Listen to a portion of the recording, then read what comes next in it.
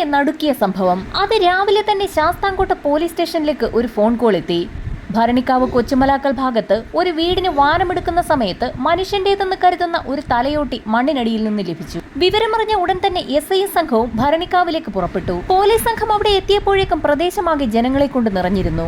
SIയുടെ നിർദ്ദേശപ്രകാരം 2 പേർ കുഴിയിലേക്കിറങ്ങി തലയോട്ടി കണ്ടെത്തിയ ഭാഗത്തെ മണ്ണ് കുറേശ്ശെയായി നീക്കി തുടങ്ങി. മണ്ണ് മാറ്റി തുടങ്ങിയതോടുകൂടി തലയോട്ടിക്ക് പുറമെ ബാക്കിയുള്ള അസ്ഥികൂടവും കണ്ടെത്തി. മനുഷ്യന്റെ അസ്ഥികൂടം തന്നെ.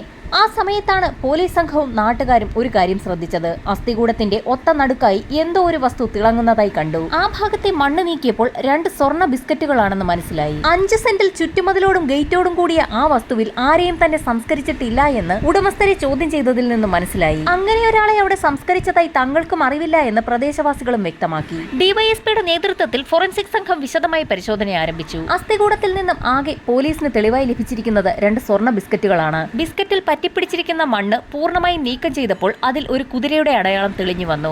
അത് ഗൾഫിൽ നിന്നും കൊണ്ടുവന്നതാണ്. ഒരുപക്ഷെ ഗൾഫിൽ നിന്നുള്ള സ്വർണ്ണക്കടത്തിന്റെ ഒരു കാരിയർ ആയതിനാൽ ഇയാളെ ആരെങ്കിലും കൊലപ്പെടുത്തിയതായിരിക്കുമെന്ന് പോലീസ് പ്രാഥമിക നിഗമനത്തിലെത്തി. ഡിവൈഎസ്പിയുടെ നിർദ്ദേശപ്രകാരം ഇൻക്വസ്റ്റ് നടപടികൾ ആരംഭിച്ചു. ഇതേ സമയം തന്നെ SI അടങ്ങുന്ന സംഘം പ്രദേശവാസികളെയും സ്ഥലത്തിന്റെ ഉടമയെയും വിശദമായി ചോദ്യം ചെയ്തു. സൈനുദ്ദീൻ എന്ന വ്യക്തിയായിരുന്നു ആ 5 സെന്റ് സ്ഥലത്തിന്റെ ഉടമ. അയാളെ ചോദ്യം ചെയ്തതിൽ നിന്നും ഏകദേശം 8 മാസങ്ങൾക്ക് മുൻപ് സിസിലി എന്നൊരു സ്ത്രീയുടെ കയ്യിൽ നിന്നാണ് ആ സ്ഥലം വാങ്ങിയതെന്ന് വ്യക്തമായി. ആ സ്ത്രീ ഏകദേശം 3 വർഷങ്ങൾക്ക് മുൻപ് വാങ്ങിച്ചിട്ട സ്ഥലമായിരുന്നു അത്. സ്ഥലത്തിന്റെ പഴയ ഉടമ സിസിലിയുടെ വീടും അവിടെ തൊട്ടടുത്ത് തന്നെയായിരുന്നു. പോലീസ് സംഘം കൂടുതൽ വിവരങ്ങൾ ചോദിച്ചറിയുന്നതിനായി സിസിലിയുടെ വീട്ടിലേക്ക് എത്തി. പോലീസ് സംഘം ഓരോ കാര്യങ്ങളായി സിസിലിയോട് ചോദിച്ചു തുടങ്ങി. 3 വർഷങ്ങൾക്ക് മുൻപ് കരുനാഗപ്പള്ളിക്കാരനായ ഒരു ജെയിംസിന്റെ കയ്യിൽ നിന്നായിരുന്നു സിസിലി ആ സ്ഥലം വാങ്ങിയത്. പോലീസ് സംഘം ചോദ്യം ചെയ്യാൻ എത്തിയിരിക്കുന്ന ആ വീട് സിസിലിയുടെ ഭർത്താവിൻ്റെതാണ്. കഴിഞ്ഞ 7 വർഷമായി അവരവിടെ താമസിക്കുന്നു. ഏകദേശം 3 വർഷങ്ങൾക്ക് മുൻപായിരുന്നു തൊട്ടപ്പുറത്തെ 5 സെന്റ് സ്ഥലം വാങ്ങിച്ചത്. ഈ വർഷങ്ങൾക്കിടയിൽ ഇതുവരെയും ആ സ്ഥലത്ത് ഒരാളെ പോലും അടക്കം ചെയ്തതായി തനിക്ക് അറിവില്ല എന്ന് സിസിലി പോലീസിന് മൊഴി നൽകി. സിസിലിയുടെ ഭർത്താവ് ഇപ്പോൾ എവിടെയാണെന്നായി പോലീസിന്റെ അടുത്ത ചോദ്യം. തന്റെ ഭർത്താവ് ഗൾഫിലായിരുന്നെന്നും എന്നാൽ ഇപ്പോൾ അയാൾ ഉണ്ടോ ഇല്ലയോ എന്ന് പോലും പറയാൻ കഴിയാത്ത അവസ്ഥയാണെന്നുള്ള അവരുടെ മറുപടി കേട്ട് പോലീസ് സംഘം ഞെട്ടി.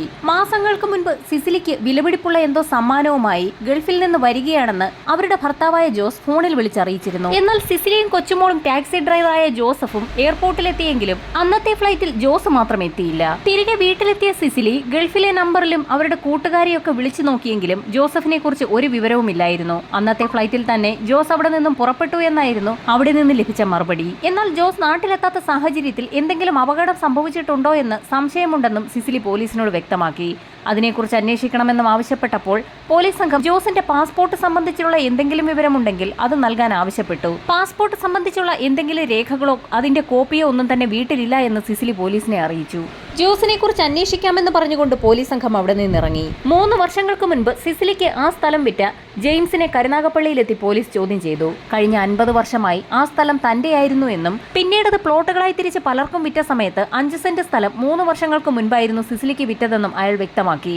തന്റെ അറിവിൽ കഴിഞ്ഞ 50 വർഷമായി ആ സ്ഥലത്ത് ഒരാളെ പോലും സംസ്കരിച്ചിട്ടില്ല എന്നുകൂടി പറഞ്ഞതോടെ പോലീസിനാകെ സംശയമായി. കാണാതായ സിസിലിയുടെ ഭർത്താവ് ജോസിനെ കുറിച്ച് കൂടുതൽ അന്വേഷിക്കുന്നതിന്റെ ഭാഗമായി പോലീസ് സംഘം ജോസിന്റെ വീട്ടിലെത്തി മാതാപിതാക്കളെയും സഹോദരങ്ങളെയും ഒക്കെ ചോദ്യം ചെയ്തു. മാതാപിതാക്കളെ ചോദ്യം ചെയ്തതിൽ നിന്നും തങ്ങളുടെ മകൻ ജോസ് തങ്ങൾക്ക് എന്നും ഒരു ദുഃഖമായിരുന്നെന്നും കഴിഞ്ഞ 7 വർഷങ്ങൾക്ക് മുൻപ് വീട്ടുകാരെ ധിക്കരിച്ചുകൊണ്ട് സാധനങ്ങളൊക്കെ പറക്കി വിറ്റുകൊണ്ട് നടന്ന സിസിലി എന്ന സ്ത്രീയെ സ്നേഹിച്ച് വിവാഹം കഴിച്ചതാണെന്നും ആ മാതാപിതാക്കൾ പോലീസിന് മൊഴി നൽകി. വിവാഹം കഴിഞ്ഞ ജോസും ഭാര്യയും വീട്ടുകാരുടെ തന്നെ ഓഹരിയിലുള്ള ഒരു വീട്ടിലായിരുന്നു കഴിഞ്ഞിരുന്നത്. എന്നാൽ ആ വീട് ജോസിന് അവർ എഴുതി കൊടുത്തിരുന്നില്ല. ജോസിന് ഒരു മകളാണുള്ളത്. കഴിഞ്ഞ 7 വർഷമായി ഗൾഫിലായിരുന്ന ജോസ് അവധിക്ക് വരുമ്പോൾ മാത്രമാണ് ആ മകളെ മാതാപിതാക്കളുടെ അടുത്ത് കൊണ്ടുവന്ന് കാണിച്ചിരുന്നത്. ജോസ് ഇല്ലാത്ത സമയത്ത് അയാളുടെ ഭാര്യ സിസിലി മകളെ ജോസിന്റെ അച്ഛനെയും അമ്മയും കാണിക്കില്ലായിരുന്നു. തങ്ങളുടെ മകൻ ജോസ് എന്തെങ്കിലും തിരിച്ചു വരുമെന്നുള്ള പ്രതീക്ഷയിലാണ് കഴിയുന്നതെന്നും അച്ഛനും അമ്മയും വ്യക്തമാക്കി. എന്നാൽ സഹോദരനെ ചോദ്യം ചെയ്തതിൽ നിന്നും കൂടുതൽ വിവരങ്ങളാണ് പോലീസിന് ലഭിച്ചത്.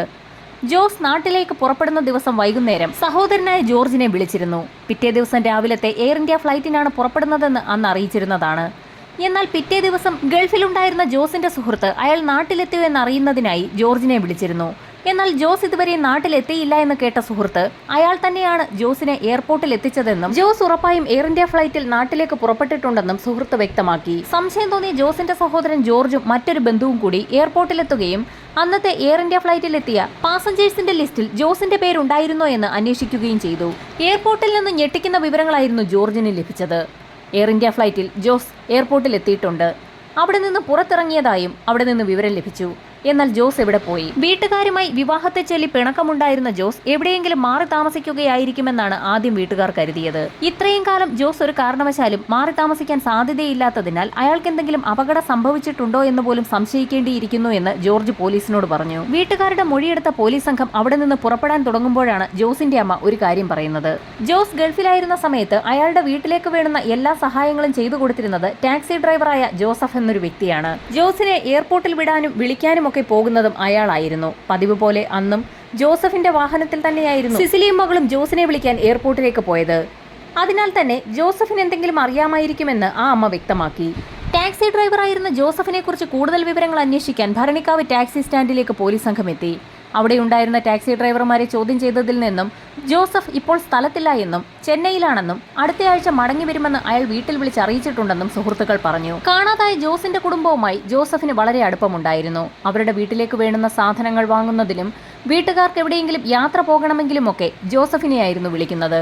എന്നാൽ ജോസഫ് ചെന്നൈയിലേക്ക് പോയതോടുകൂടി പീറ്റർ എന്നൊരു ടാക്സി ഡ്രൈവറാണ് അവരുടെ വീട്ടിലെ എല്ലാ ആവശ്യങ്ങൾക്കും ഇപ്പോൾ വണ്ടി ഓടിക്കുന്നതിനായി എത്തുന്നതെന്നും ടാക്സി ഡ്രൈവർമാരിൽ നിന്നും പോലീസുകാർ അറിഞ്ഞു. ഇതോടെ പീറ്ററിനെ ചോദ്യം ചെയ്യാൻ തീരുമാനിച്ച പോലീസ് അയാളെ കസ്റ്റഡിയിലെടുത്ത് ചോദ്യം ചെയ്യൽ ആരംഭിച്ചു. സിസിലിയെക്കുറിച്ചും മുൻ ഡ്രൈവറായിരുന്ന ജോസഫിനെ കുറിച്ചുമൊക്കെ പീറ്ററിനോട് പോലീസ് വിശദമായി തന്നെ തിരക്കി. വളരെ വർഷങ്ങളായി ജോസഫ് ആയിരുന്നു സിസിലിയുടെ വീട്ടിലെ ഡ്രൈവർ. അതുകൊണ്ട് തന്നെ പീറ്റർ അവിടെ ഡ്രൈവിംഗ് ജോലികൾക്കെത്തിയപ്പോൾ സിസിലിയുടെ മകൾ എല്ലാ ദിവസവും ജോസഫിനെ കുറിച്ച് തിരക്കുന്നത് പതിവായിരുന്നു. ജോസഫിന് ആ കുടുംബവുമായി അത്രയ്ക്ക് അറ്റാച്ച്മെന്റ് ഉണ്ടെന്ന് പീറ്ററിന് അതിൽ നിന്ന് വ്യക്തമായി. സിസിലിയുടെ സ്വഭാവത്തെക്കുറിച്ചും പോലീസ് സംഘം പീറ്ററിനോട് തിരക്കി. പലപ്പോഴും ചില രാത്രികാല ഓട്ടങ്ങൾക്കായി പീറ്ററിനെ സിസിലി നിർബന്ധിക്കാറുണ്ടായിരുന്നെന്നും തനിക്കതിലൊന്നും താല്പര്യമില്ലാത്തതിനാൽ താൻ പോകാറില്ലായിരുന്നുവെന്നും അയാൾ പോലീസിന് മൊഴി നൽകി. ജോസഫുമായി സിസിലിക്ക് എന്തെങ്കിലും ബന്ധമുണ്ടോ എന്നുള്ള കാര്യം തനിക്ക് അറിയില്ല എന്നുകൂടി അയാൾ കൂട്ടിച്ചേർത്തു. പീറ്ററിന്റെ മൊഴി രേഖപ്പെടുത്തിയ പോലീസ് അയാളെ വിട്ടയച്ചു. ഈ സമയത്തായിരുന്നു ജോസഫ് ചെന്നൈയിൽ നിന്ന് നാട്ടിലേക്ക് എത്തിയത്. നാട്ടിലെത്തിയ ജോസഫിനെ പോലീസ് സംഘം കസ്റ്റഡിയിലെടുത്തു. രണ്ട് ചോദ്യങ്ങളായിരുന്നു പോലീസ് സംഘം ജോസഫിനോട് ചോദിച്ചത്. 1. ആ അസ്ഥികൂടം അവിടെ എങ്ങനെ എത്തി? 2. ഗൾഫിൽ നിന്ന് നാട്ടിലെത്തിയ ജോസ് എവിടെ പോയി? പോലീസ് ആ ചോദ്യം ചോദിച്ചപ്പോൾ തന്നെ ജോസഫ് ഒന്ന് പതറി. ജോസിനെ കൊണ്ടുവരാനായി എയർപോർട്ടിലേക്ക് പോയെങ്കിലും അയാളെ അവിടെങ്ങും കാണാത്ത സാഹചര്യത്തിൽ തങ്ങൾ തിരികെ പോന്നു എന്നും അല്ലാതെ മറ്റൊരു കാര്യവും തനിക്ക് അറിയില്ല എന്നും ജോസഫ് പോലീസിന് മൊഴി നൽകി. എന്നാൽ പോലീസിന്റെ കർക്കശമായ ചോദ്യങ്ങൾക്ക് മുൻപിൽ അധികനേരം പിടിച്ചു നിൽക്കാൻ ജോസഫിന് കഴിഞ്ഞില്ല. അയാൾ പല കഥകളും പറഞ്ഞു തുടങ്ങി. കാണാതായ ജോസഫും സുഹൃത്തുക്കളായിരുന്നു. അതിനാൽ തന്നെ ജോസ് ഗൾഫിൽ പോയ സമയത്ത് ആ വീട്ടിലേക്ക് വേണ്ടുന്ന എല്ലാ സഹായവും ചെയ്തു കൊടുക്കുന്നതും ജോസഫ് ആയിരുന്നു. അങ്ങനെയിരിക്കെ ഒരു ദിവസം ജോസിന്റെ മകൾ സുഖമില്ലാതെ ആശുപത്രിയിൽ അഡ്മിറ്റായി. ബന്ധുക്കളുമായി അത്ര നല്ല അടുപ്പമില്ലാത്തതിനാൽ ആശുപത്രിയിൽ സിസിലിക്കും മകൾക്കുമൊപ്പം ജോസഫ് കൂട്ടിരിക്കുമായിരുന്നു. അങ്ങനെ അടുപ്പത്തിലായ സിസിലിയും ജോസഫും തമ്മിൽ വഴിവിട്ട ബന്ധമുണ്ടാവുകയും അതേ തുടർന്ന് അവർ വിവാഹിതരാകാൻ തീരുമാനിക്കുകയും ചെയ്തു. ഈ സമയത്താണ് ജോസ് നാട്ടിലേക്ക് വരുന്ന വിവരം സിസിലി അറിയുന്നത്. നാട്ടിലെത്തുന്ന ജോസിനെ ഒഴിവാക്കാൻ തന്നെ ഇരുവരും ചേർന്ന് തീരുമാനിച്ചു. ജോസിനെ കൂട്ടാൻ എയർപോർട്ടിലേക്ക് പോകുന്നതിന്റെ തലേ ദിവസം ചുറ്റുമതിലോടുകൂടിയ ആ 5 സെന്റ് സ്ഥലത്ത് ആരും അറിയാതെ ജോസഫ് ഒരു കുഴിയെടുത്തിരുന്നു. പിറ്റേ ദിവസം അതിരാവിലെ തന്നെ ജോസിനെ കൂട്ടുന്നതിനായി ജോസഫും സിസിലിയും മകളും കൂടി എയർപോർട്ടിലെത്തി. എയർ ഇന്ത്യ ഫ്ലൈറ്റിലെത്തിയ ജോസിനെയും കൂട്ടി അവരവിടെ നിന്നും മടങ്ങി. ആറ്റിങ്ങലെത്തിയപ്പോൾ ഒരു ഹോട്ടലിൽ കയറി ഭക്ഷണം കഴിക്കാമെന്ന് ജോസ് ആവശ്യപ്പെട്ടു. ജോസിന് യാത്രാക്ഷീണമുള്ളതിനാൽ ഹോട്ടലിൽ ഒരു മുറിയെടുത്ത് അവിടെ ഇരുന്ന് ഭക്ഷണം കഴിക്കാമെന്ന് ജോസഫ് പറഞ്ഞതോടെ അത് ശരിയാണെന്ന് തോന്നിയ ജോസ് ഹോട്ടലിൽ ഒരു മുറി എടുക്കുകയും തങ്ങൾക്കൊപ്പം ഇരുന്ന് ഭക്ഷണം കഴിക്കാൻ ജോസഫിനെ കൂടി ക്ഷണിക്കുകയും ചെയ്തു. ഭക്ഷണം കഴിക്കാൻ തുടങ്ങിയപ്പോൾ തന്നെ ഗൾഫിൽ നിന്ന് കൊണ്ടുവന്ന പെട്ടി പൊട്ടിച്ച് അതിൽ നിന്നും ഒരു സ്കോച്ച് വിസ്കി ജോസ് പുറത്തെടുക്കുകയും അമിതമായി മദ്യപിക്കുകയും ചെയ്തു. കുടിച്ച് ബോധം കെട്ട ജോസ് അവിടെ കിടന്നുറങ്ങിപ്പോയി. വൈകുന്നേരമായപ്പോഴാണ് ആ സംഘം അവിടെ നിന്നും തിരികെ വീട്ടിലേക്ക് പുറപ്പെട്ടത്. വരുന്ന വഴി തഴവ എത്തിയപ്പോൾ ആൾക്കൂട്ടമൊഴിഞ്ഞ ഒരു പ്രദേശം നോക്കി ജോസഫ് വണ്ടി നിർത്തുകയും നേരത്തെ പ്ലാൻ ചെയ്തതനുസരിച്ച് വണ്ടിയിൽ കരുതിയ തലയണ ഉപയോഗിച്ച് ജോസഫും സിസിലിയും ചേർന്ന് സിസിലിയുടെ മടിയിൽ ക്ഷീണിതനായി ഉറങ്ങുകയായിരുന്ന ജോസിന്റെ മുഖത്തേക്ക് അമർത്തുകയും ചെയ്തു. ഏതാനും നിമിഷങ്ങൾക്കകം തന്നെ ജോസ് നിശ്ചലനായി. കാറിൽ ഉറങ്ങുകയായിരുന്ന കുഞ്ഞുമകൾ ഇതൊന്നും അറിഞ്ഞതുമില്ല. ഒന്നും സംഭവിക്കാത്ത പോലെ അവർ യാത്ര തുടരുകയും ശാസ്താംകോട്ടയിലെ അവരുടെ വീട്ടിലേക്ക് എത്തുകയും ചെയ്തു. സമയം അർദ്ധരാത്രി പിന്നിട്ടതിനാൽ പ്രദേശത്തൊന്നും ആളും അനക്കവുമില്ലായിരുന്നു. ഇത് മനസ്സിലാക്കിയ ജോസഫും സിസിലിയും ചുറ്റുമതിലോട് കൂടിയ ആ 5 സെന്റ് സ്ഥലത്തെത്തി ഗേറ്റ് പതുക്കെ തുറന്നു. വാഹനം അതിനുള്ളിലേക്ക് എത്തിച്ച് അതിലുണ്ടായിരുന്ന ജോസിന്റെ മൃതദേഹം വലിച്ചു പുറത്തേക്കിട്ടു. ശേഷം നേരത്തെ തന്നെ തയ്യാറാക്കി വെച്ചിരിക്കുന്ന കുഴിയിലേക്ക് ജോസിന്റെ മൃതദേഹം തള്ളിയിട്ടു. അതിന് മുകളിലേക്ക് മണ്ണിട്ട് മൂടുകയും ചെയ്തു. അന്ന് കുഴി നന്നായി മൂടാൻ കഴിഞ്ഞിരുന്നില്ല.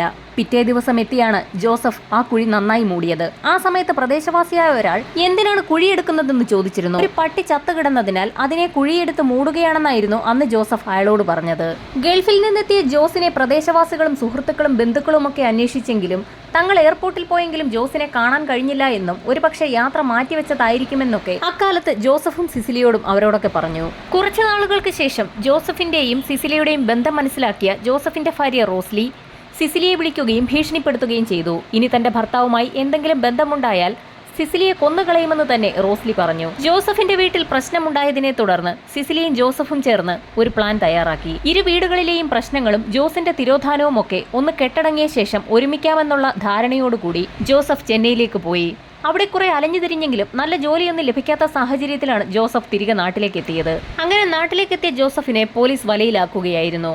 ജോസഫിന്റെ മൊഴി വിശദമായി രേഖപ്പെടുത്തിയ പോലീസ് സംഘം സിസിലിയുടെ വീട്ടിൽ ഒരു സെർച്ച് നടത്താൻ തീരുമാനിച്ചു. ജോസഫും സിസിലിയും ചേർന്നാണ് ജോസിനെ കൊലപ്പെടുത്തിയതെന്ന് പറയുമ്പോഴും അതിലേക്ക് ഉന്നയിക്കുന്ന തെളിവുകളൊന്നും പോലീസിന്റെ കൈവശമുണ്ടായിരുന്നില്ല. തെളിവ് ശേഖരണത്തിന്റെ ഭാഗമായാണ് പോലീസ് സംഘം സിസിലിയുടെ വീട്ടിൽ സെർച്ച് നടത്തിയത്. വീടിനകം അരിച്ചു പറക്കിയ പോലീസ് സംഘത്തിന് വളരെ വിലപ്പെട്ട ഒരു തെളിവ് തന്നെയാണ് ലഭിച്ചത്. ജോസ് നാട്ടിലെത്തിയെന്ന് തെളിയിക്കുന്ന ഏറ്റവും വലിയ തെളിവ് ജോസിന്റെ പാസ്പോർട്ട് തുണികൾക്കിടയിൽ നിന്നും പോലീസുകാർ കണ്ടെടുത്തു. എയർ ഇന്ത്യ ഫ്ലൈറ്റിൽ തന്നെ ജോസ് നാട്ടിലെത്തിയതായി എയർപോർട്ട് അതോറിറ്റി സീൽ ചെയ്തിരിക്കുന്നു. പോലീസിന്റെ ചോദ്യം ചെയ്യലിൽ തനിക്കൊന്നും അറിയില്ല എന്ന് സിസിലി പറഞ്ഞെങ്കിലും ജോസഫ് എല്ലാ കാര്യങ്ങളും തങ്ങളോട് തുറന്നു പറഞ്ഞു എന്ന് പോലീസ് പറഞ്ഞതോടെ സിസിലി ആകെ വിയർത്തു. ശേഷം നടന്ന കാര്യങ്ങൾ ഓരോന്നായി പോലീസിനോട് പറഞ്ഞു. സിസിലിയുടെ അറസ്റ്റ് രേഖപ്പെടുത്തിയ പോലീസ് സംഘം വിലങ്ങണിയിച്ചുകൊണ്ട് സിസിലിയെ പോലീസ് ജീപ്പിനുള്ളിലേക്ക് കയറ്റുമ്പോൾ നിലവിളിച്ച് കരഞ്ഞുകൊണ്ട് സിസിലിയുടെ മകൾ അവിടേക്ക് ഓടിയെത്തിയിരുന്നു. ആ കുഞ്ഞിന്റെ കരച്ചിൽ പോലും മൈൻഡ് ചെയ്യാതെയായിരുന്നു സിസിലി അവിടെ നിന്നത്. കുഞ്ഞിന്റെ കരച്ചിൽ ഉച്ചസ്ഥായിലെത്തിയപ്പോൾ പോലീസ് സംഘം ഒരു കാഴ്ച കണ്ടു. രണ്ട് വിറയാർന്ന കരങ്ങൾ ആ കുഞ്ഞിന് നേരെ നീട്ടിക്കൊണ്ട് ആൾക്കൂട്ടത്തിനിടയിലൂടെ പ്രായമായൊരു രൂപം ഓടി വരുന്നു. അത് ജോസിന്റെ അമ്മയായിരുന്നു. ആൾക്കൂട്ടത്തിനിടയിൽ നിലവിളിച്ച് കരഞ്ഞുകൊണ്ടിരുന്ന ആ കുഞ്ഞിനെയും കൂട്ടി ആ അമ്മ വീടിനുള്ളിലേക്ക് കടന്നു. DNA പരിശോധനയിൽ അസ്ഥികൂടം ജോസിന്റേതെന്ന് തന്നെ തെളിഞ്ഞു. തെളിവുകളും സാക്ഷികളും നിരത്തിയുള്ള വാദപ്രതിവാദങ്ങൾക്കൊടുവിൽ ജോസഫിനും സിസിലിക്കും ജീവപര്യന്തം തടവ് ശിക്ഷയും വിധിച്ചു.